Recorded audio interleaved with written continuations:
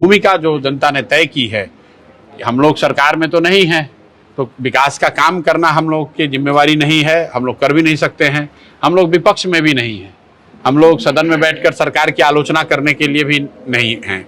लेकिन जनता ने लोकतंत्र में हम लोग की भूमिका 20 लाख वोट, करीब 17-18 लाख वोट देकर जनता ने हम लोग की भूमिका ये तय की है कि हम लोग समाज में लगे रहें और जहाँ कहीं भी समाज को हम लोगों की ज़रूरत हो, जहाँ कहीं भी समाज को हमारी आवाज़, हम लोगों की आवाज़ की ज़रूरत हो, समाज में लोगों के साथ जाति हो, व्यवस्था के द्वारा कोई अन्याय हो, उसमें जनसुराज के लोग मजबूती से खड़े रहेंगे, उनकी आवाज़ बनकर, उनके साथ कंधा से कंधा लगाकर जो भी संघर्ष हम लोग कर सकते हैं वो आगे करते रहेंगे। ये सर आश्रम से जो है शुरुआत, आप राजनीतिक का जो है पटना में एक आश्रम आपका बना है, वहाँ से आप शुरुआत करने वाले हैं और अभी पता चला है कि उदय सिंह जी जो राष्ट्रीय अध्यक्ष है वो 1 साल के लिए जो है ड्रॉप हो गया राजनीति से। नहीं, क्या है दोनों का कोई तालमेल नहीं है, दोनों अलग विषय है। जब चुनाव के परिणाम आए तो 20 नवंबर 2025 को मैं स्वयं कई अपने सीनियर वरीय साथियों के साथ हम लोग गांधी भितियरवा आश्रम में हम लोगों ने 1 दिन का मौन उपवास रखा था और उस उपवास के बाद इस बात की हम लोगों ने घोषणा की थी कि नई व्यवस्था, नई सरकार बनने के 6 महीने तक हम लोग अपने संगठन को बनाने, उसको पुनर्गठित करने में लगाएंगे और 6 महीने के बाद मैं बिहार नवनिर्माण अभियान शुरू करूंगा। मैंने उसके साथ ये भी घोषणा की थी कि अब जब तक बिहार में बदलाव न हो जाए तब तक मैं किसी घर में, आवासीय परिसर में न रह के आश्रम में, समाज के बीच में रहूंगा। तो ये घोषणा 20 नवंबर को की गई और ठीक 20 मई को 6 महीने के बाद मैं उस आश्रम में गया हूँ। दूसरा जो आपने सवाल किया उदय सिंह जी के बारे में, उदय सिंह जी हम लोग के वरीय साथी हैं, मेरे से व्यक्तिगत तौर पे भाई जैसे हैं, जनसुराज में बने हुए हैं। जनसुराज के आज भी राष्ट्रीय अध्यक्ष उदय सिंह जी हैं।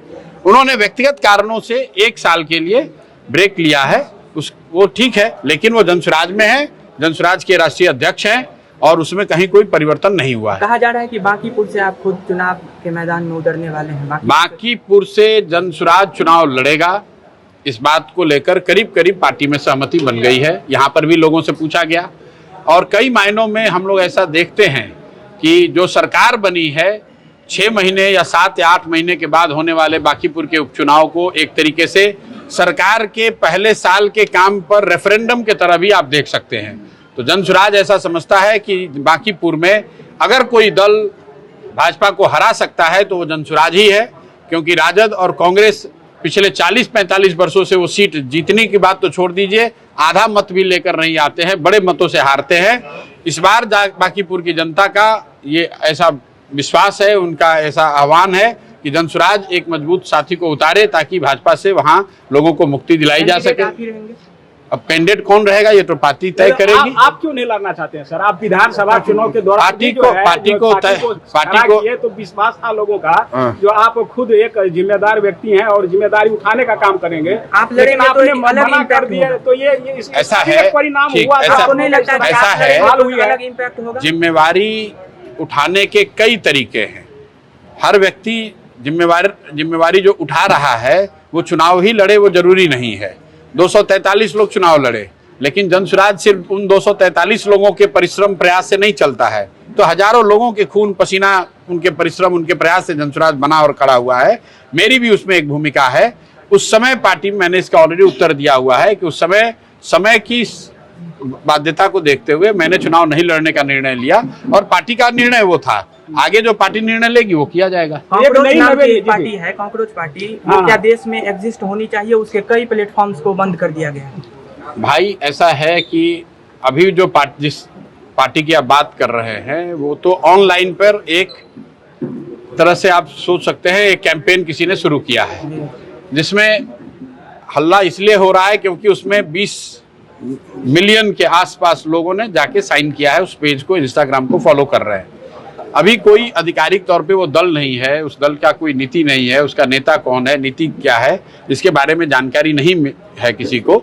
इतना जरूर है कि अगर 20 मिलियन लोग किसी एक प्लेटफॉर्म पर आकर अपनी बात को सरकार के खिलाफ रख रहे हैं तो ये सरकार को के लिए चिंता का विषय होना चाहिए।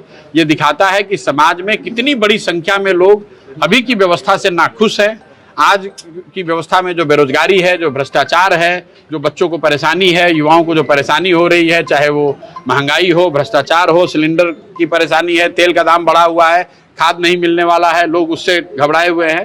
तो व्यवस्था के प्रति जो लोगों की आस्था थी, तो वो आस्था में परिवर्तन दिख रहा है। उस आस्था में जो एंग्जाइटी आई है, उसका परिणाम है कि कोई एक व्यक्ति जिसने शुरू किया या कुछ लोगों ने इस प्लेटफॉर्म को शुरू किया जिसमें 2 करोड़ लोगों ने साइन किया है डिजिटली।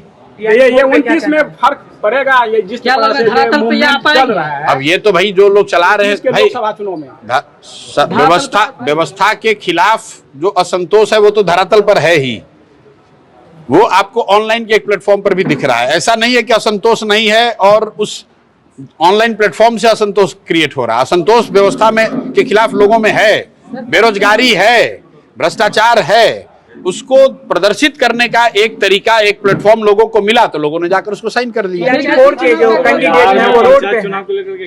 टीआरई को लेकर जो लाठीचार्ज हुआ है, लाठीचार्ज में बिहार में होने वाले लाठीचार्ज पर सबसे ज्यादा अगर किसी ने आवाज उठाई है तो जनसुराज ने उठाई है। मैंने 14 दिन का अनशन भी किया था।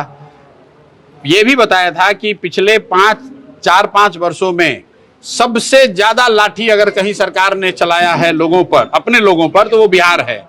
80 से ज्यादा ऐसी घटना हुई है जिसमें समाज के किसी न किसी वर्ग के प्रदर्शन पर सरकार ने लाठीचार्ज किया है। लोगों ने कहा कि इसके खिलाफ बदलाव होना चाहिए, लेकिन बदलाव तो हुआ नहीं। लोगों ने उसी व्यवस्था को वोट दिया जो लाठी चलाता था, तो इसीलिए लाठी अभी भी चल रही है। आप मुझे बताइए कि कौन ऐसा वर्ग है समाज में जिस पर लाठी नहीं चली है? एमपी लोगों पर लाठी चली है, राजनीतिक कार्यकर्ताओं पर लाठी चली है, आंगनवाड़ी सेविकाओं पर लाठी चला है, पंचायती राज से जुड़े हुए लोगों पर लाठी चला है, बच्चों पर लाठी चली है, शिक्षकों पर लाठी चली है। और यही चीज आगे हो रहा है क्योंकि लोगों ने बदलाव के लिए वोट नहीं दिया। जिन लोगों ने लाठी मारी थी, जिस व्यवस्था ने लाठी चलाया था, उसी व्यवस्था को बहाल करने के लिए फिर से वोट दे दिया, इसीलिए लाठी चली है। लेकिन टीआरई 4 के छात्रों के साथ जनसुराज की मेरी पूरी संवेदना है, उनके साथ हम लोग खड़े हैं। जो कुछ भी बन पड़ेगा उनकी मदद के लिए वो करेंगे। 1 करोड़ नौकरी का दावा करने वाले लोग कहाँ गए? 1 लाख टीआरई, और 1 लाख पर भी नहीं है, 1 लाख पर भी नहीं है। इन्होंने कहा था 1 करोड़ नौकरी देंगे, 6 महीने हो गए, इसका मतलब 10 लाख लोगों को नौकरी मिल जानी चाहिए थी। तो फिर टीआरई राजनीति से ये पूरा मिला हुआ जो मेरे भाई शिक्षा मंत्री के बारे में तो आप देख ही रहे हैं कि झाड़ फूक करा रहे हैं, उनका फोटो वायरल हुआ है। ऐसे लोग शिक्षा मंत्री हैं जिनको शिक्षा का कोई ज्ञान नहीं है। कि शिक्षा क्यों जरूरी है, एजुकेशन नहीं चाहिए। किसने कहा? शिक्षा मंत्री ने। ठीक है, जब पूरा बिहार अनपढ़ रहेगा तभी तो वैसा उनके जैसा आदमी शिक्षा मंत्री बनेगा। अगर बिहार में लोग शिक्षित हो गए तो उन जैसा व्यक्ति बिहार का शिक्षा मंत्री कैसे होगा?